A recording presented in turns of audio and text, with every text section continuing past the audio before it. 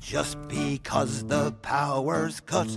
Having fun is up to you. We don't need electricity. List some things you'd like to do. I can do that. We can hop like frogs, play cards, sing a song, have a dance party. We don't need electricity to have fun with our family. Oh, I know. We can go for a walk, have tickle time, roast marshmallows, climb a tree. Hop like frogs, play cards, sing a song, have a dance party. We don't need electricity to have fun with our family. Wow!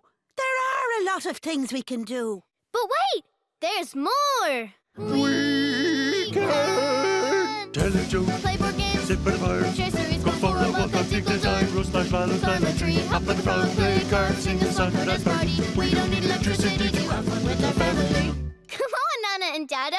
We can tell a joke, play board games, sit by the fire, share stories, go for a walk, have tickle time, roast marshmallows, climb a tree. Hop like a frog, play cards, sing a song, have a dance party. We don't need electricity to have fun with our family. That's great. I can't remember when I've had so much fun. You're right, Nana. There are so many things we can do without electricity. Shame we don't have any tasty brown bread, though.